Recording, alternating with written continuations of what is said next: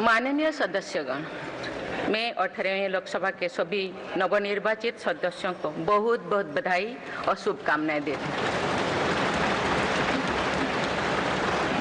आप सभी यहाँ देश के मतदाताओं का विश्वास जीतकर आए हैं।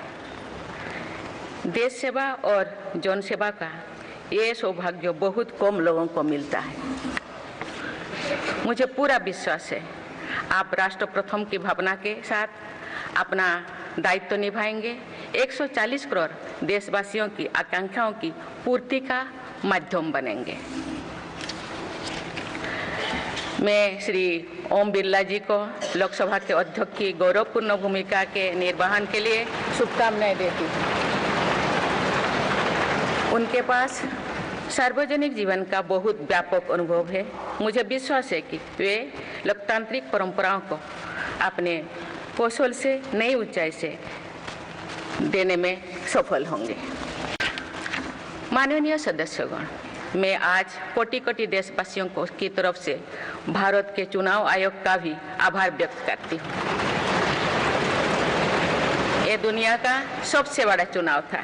करीब 64 करोड़ मतदाताओं ने उत्साह और उमंग के साथ अपना कर्तव्य निभाया है। इस बार भी महिलाओं ने बढ़ चढ़कर मतदान में हिस्सा लिया है। इस चुनाव की बहुत सुखद तस्वीर जम्मू कश्मीर में भी सामने आए हैं। कश्मीर घाटी में वोटिंग के अनेक दशकों के रिकॉर्ड टूटे हैं। बीते 4 दशकों में कश्मीर में हमने बंद और हड़ताल के बीच कम मतदान का दौर ही देखा था। भारत के दुश्मन इसको वैश्विक मंचों पर जम्मू कश्मीर की राय के रूप में दुष्प्रचारित करते रहे। लेकिन इस बार कश्मीर घाटी ने देश और दुनिया में ऐसे हार ताकत को करारा जवाब दिया है। पहली बार इस लोकसभा चुनाव में घर पर जाकर भी मतदान कराया गया है। मैं लोकसभा चुनाव से जुड़ी हर कर्मी को सराहना करती हूं और अभिनंदन करती हूं। माननीय सदस्यगण, 2024 के लोकसभा चुनाव की चर्चा आज पूरी दुनिया में हो रही है। दुनिया देख रही है कि भारत के लोगों में लगातार तीसरी बार स्थिर और स्पष्ट बहुमत की सरकार बनाई है।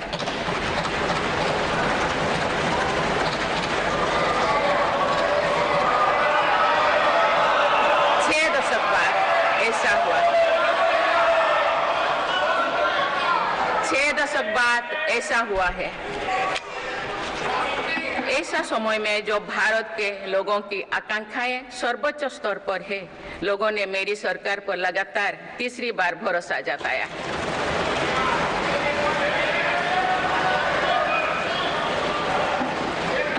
भारत के लोगों को ये पूर्ण विश्वास है कि उनकी आकांक्षाएं सिर्फ मेरी सरकार ही पूरा कर सकती है।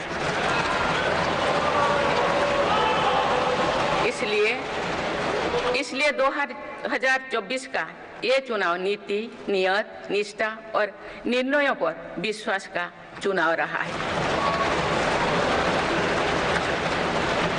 मजबूत और निर्णायक सरकार में विश्वास, सुशासन, स्थिरता और निरंतरता में विश्वास, ईमानदारी और कड़ी मेहनत में विश्वास, सुरक्षा और समृद्धि में विश्वास, सरकार की गारंटी और डिलीवरी पर विश्वास, विकसित भारत के संकल्प में विश्वास। मेरी सरकार ने 10 वर्षों से सेवा और सुशासन का जो मिशन जनाया है, ये उस पर मुहर है। ये जनादेश है कि भारत की विकसित बनाने का काम बिना रुके चलता रहे और भारत अपने लक्ष्यों की प्राप्ति करते रहे। माननीय सदस्यगण, 18वीं लोकसभा कई मायनों में एक ऐतिहासिक लोकसभा है। ये लोकसभा अमृतकाल के शुरुआती वर्षों में गठित हुई है। ये लोकसभा देश के संविधान को अपनाने के 75वें वर्षों की भी साक्षी बनेगी। मुझे विश्वास है कि इस लोकसभा में जन कल्याण के फसलों का नवीन अध्याय लिखा जाएगा। आगामी सत्रों में मेरी सरकार अपने इस कार्यकाल का पहला बजट पेश करने जा रही है। ये बजट सरकार की दूरगामी नीतियों और फ्यूचरिस्टिक विजन का एक प्रभावी दस्तावेज होगा। इस बजट में बड़े आर्थिक और सामाजिक निर्णयों के साथ ही अनेक ऐतिहासिक कदम भी देखने को मिलेंगे। भारत के तेज विकास की जन आकांक्षाओं का पूरा करने के लिए रिफॉर्म्स की गति अब और तेज की जाएगी। मेरी सरकार का मत है कि दुनिया भर में निवेशकों को आकर्षित करने के लिए राज्यों में स्वस्थ स्पर्धा हो। यही कॉम्पिटिटिव कोऑपरेटिव फेडरलिज्म की सच्ची स्पिरिट है। राज्यों के विकास से देश का विकास, इसी भावना के साथ हम आगे बढ़ते रहेंगे। माननीय सदस्यगण, रिफॉर्म, परफॉर्म और ट्रांसफॉर्म के संकल्प ने आज भारत को दुनिया की सबसे तेजी से बढ़ने वाली अर्थव्यवस्था बना दिया है। 10 साल में भारत 11वें नंबर की अर्थव्यवस्था से ऊपर उठकर 5वें नंबर पर पहुंचा है। साल 2021 से लेकर साल 2024 के बीच भारत में औसतन 8% की रफ्तार से विकास किया है और ये ग्रोथ सामान्य समय में नहीं हुई है। बीती वर्षों में हमने 100 साल की सबसे बड़ी आपात देखी। वैश्विक महामारी के कालखंड और विश्व के अलग अलग कोने में चल रही संघर्षों के बावजूद भारत ने ये विकास दर हासिल की है। ये बीते 10 साल के रिफॉर्म्स और राष्ट्रहित में के लिए किए गए फैसला के कारण संभव है। आज भारत अकेले ही दुनिया की ग्रोथ में 15% का योगदान दे रही है। अब मेरी सरकार भारत को विश्व की तीसरे नंबर की इकोनॉमी बनाने में जुटी हुई है। इस लक्ष्य की प्राप्ति विकसित भारत की नींव को भी मजबूत करने में के काम करेगी। माननीय सदस्यगण, मेरी सरकार अर्थव्यवस्था के 3 स्तंभ मैन्युफैक्चरिंग, सर्विसेज और एग्रीकल्चर को बराबर महत्व दे रही है। PLI स्कीम्स और ईज ऑफ डूइंग बिजनेस से बड़े पैमाने पर निवेश और रोजगार के अवसर बढ़ रही है। पारंपरिक सेक्टर्स के साथ साथ सनराइज सेक्टर्स को भी मिशन मोड पर बढ़ावा दिया जा रहा है। चाहे सेमीकंडक्टर हो या सोलर हो, चाहे इलेक्ट्रिक व्हीकल हो या इलेक्ट्रॉनिक्स गुड्स हो, चाहे ग्रीन हाइड्रोजन हो या बैटरीज हो, चाहे एयरक्राफ्ट कैरियर्स हो या फाइटर जेट्स हो, भारत इन सब सेक्टर्स में अपना विस्तार कर रहा है। लॉजिस्टिक्स कॉस्ट को कम करने के लिए भी मेरी सरकार लगातार प्रयास कर रही है। सरकार सर्विस सेक्टर को भी मजबूत करने में जुटे हैं। आज IT से लेकर टूरिज्म तक, हेल्थ से लेकर वेलनेस तक हर सेक्टर में भारत लीडर बन रहा है और इससे बड़ी संख्या में रोजगार और स्वरोजगार के नए मौके बन रहे हैं।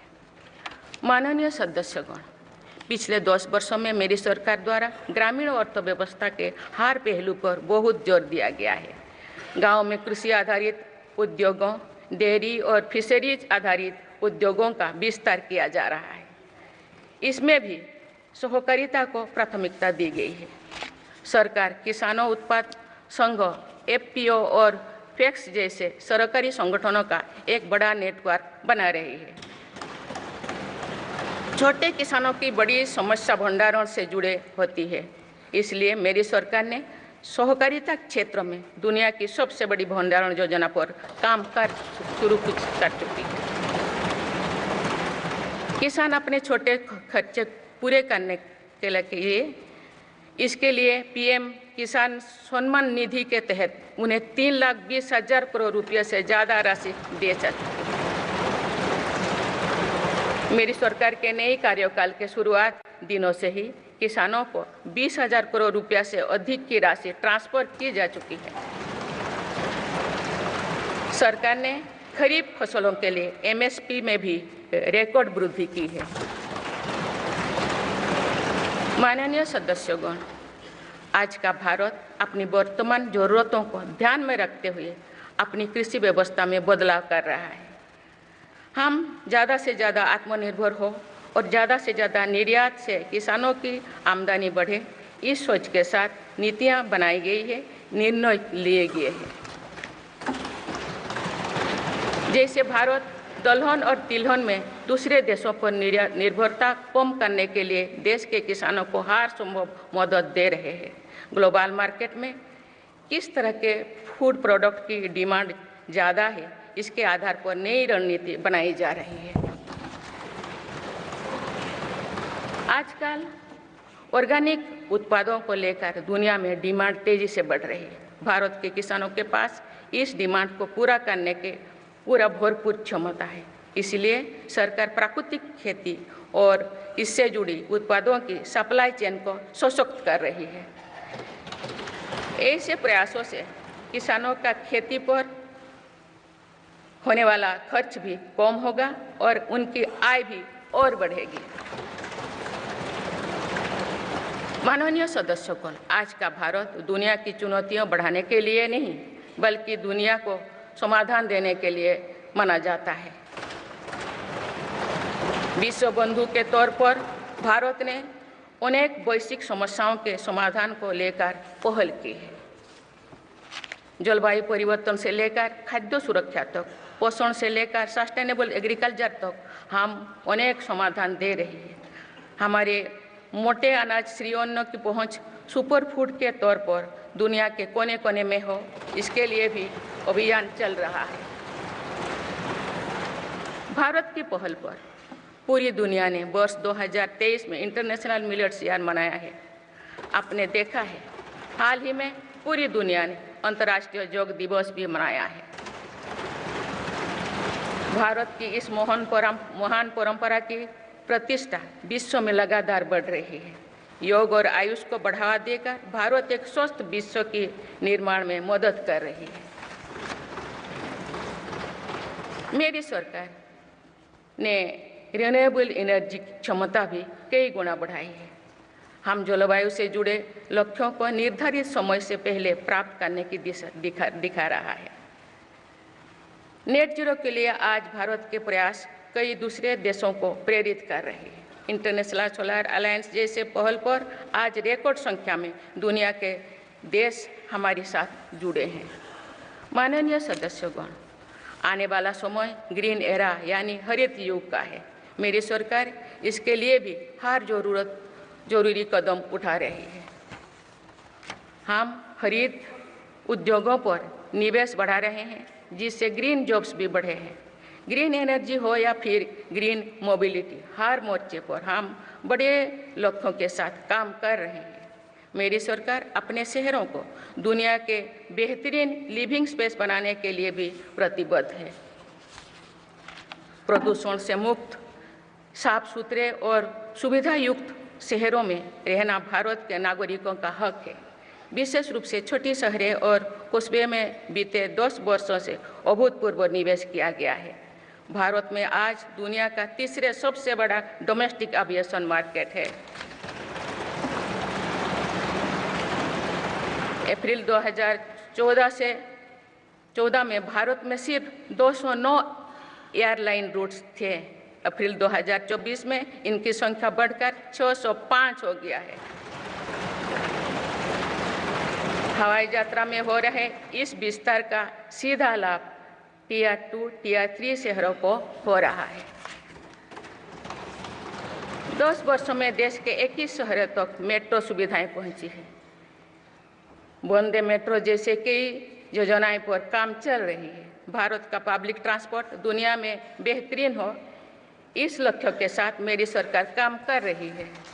माननीय सदस्यगण, मेरा सरकार इन आधुनिक मापदंड पर काम कर रही है, जिससे भारत विकसित देश के सामने बराबरी से खड़े हो सके। इंफ्रास्ट्रक्चर का विकास इस दिशा में बदलते भारत की नई तस्वीर के रूप में उभारा है।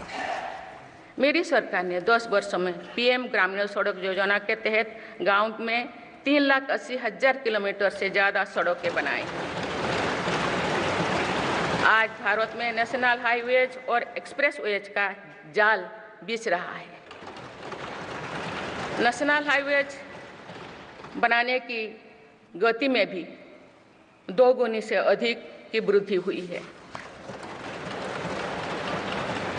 अहमदाबाद मुंबई के बीच हाई स्पीड रेल इकोसिस्टम का निर्माण कार्य भी तेजी से आगे बढ़ रहा है।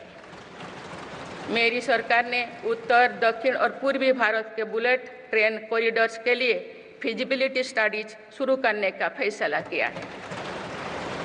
पहली बार देश में अंतर्देशीय जलमार्गों के विकास पर इतने व्यापक रूप से काम शुरू हुआ है। इसका बड़ा लाभ नॉर्थ ईस्ट को होगा। मेरी सरकार ने नॉर्थ ईस्ट के विकास के लिए 10 वर्षों में आवंटन में 4 गुना से अधिक की वृद्धि की है।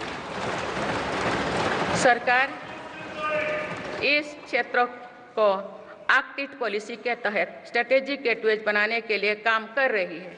नॉर्थ ईस्ट में हर तरह की कनेक्टिविटी का बढ़ाया जा रहा है। शिक्षा, स्वास्थ्य, पर्यटन, रोजगार, हर क्षेत्र में विकास कार्यों को आगे बढ़ाया जा रहा है। असम में 27,000 करोड़ रुपया की लागत से सेमीकंडक्टर प्लांट बनाया जा रहा है। यानी north east made in India chips को भी सेंटर होने वाला है। मेरी सरकार नॉर्थ ईस्ट में स्थायी शांति के लिए निरंतर काम कर रही है। पिछले इस 10 वर्षों में अनेक पुराने विवादों को हल किया गया, अनेक अहम समझौते हुई है। नॉर्थ ईस्ट में अशांत क्षेत्रों में तेज विकास करके चरणबद्ध तरीके से अफवाह हटाने का काम भी जारी है। देश के हर क्षेत्र में विकास के नए आयाम भारत के भविष्य का उद्घोष कर रहे हैं। माननीय सदस्य, वुमेन लेड डेवलपमेंट के लिए समर्पित मेरी सरकार ने महिला सशक्तिकरण के एक नई युग की शुरुआत की है। देश की नारी शक्ति लंबे समय तक लोकसभा और विधानसभा में अधिक भागीदारी की मांग कर रही थी। आप उनके पास नारी शक्ति बंधन अधिनियम की ताकत है। सरकार की योजनाओं की वजह से पिछले 1 दशक में महिलाओं का आर्थिक सामर्थ्य बढ़ा है। आप जानते हैं कि बीते 10 वर्षों में बने 4 करोड़ पीएम आवास में से ज़्यादातर महिलाओं के नाम ही आवंटित हुई है। आप तीसरी कार्यकाल के शुरुआत में ही सरकार ने 3 करोड़ नए घर बनाने की स्वीकृति दे दी है। इनमें से भी अधिकतर घर महिलाओं के नाम पर ही आवंटित होंगे। बीते 10 वर्षों में 10 करोड़ महिलाएं सेल्फ हेल्प ग्रुप्स से जुड़े हैं। मेरी सरकार ने 3 करोड़ महिलाओं को लखपति दीदी बनाने के लिए व्यापक अभियान चलाए हैं। इसके लिए सेल्फ हेल्प ग्रुप्स को आर्थिक मदद भी बढ़ाई जा रही है। सरकार का प्रयास है कि महिलाओं का कौशल बढ़े, कमाई के साधन बढ़े और उनका सम्मान भी बढ़े। नमो ड्रोन दीदी योजना इस लक्ष्य की पूर्ति में सहायक बन रही है। इस योजना के तहत हजारों सेल्फ हेल्प ग्रुप्स की महिलाओं को ड्रोन दिए जा रहे हैं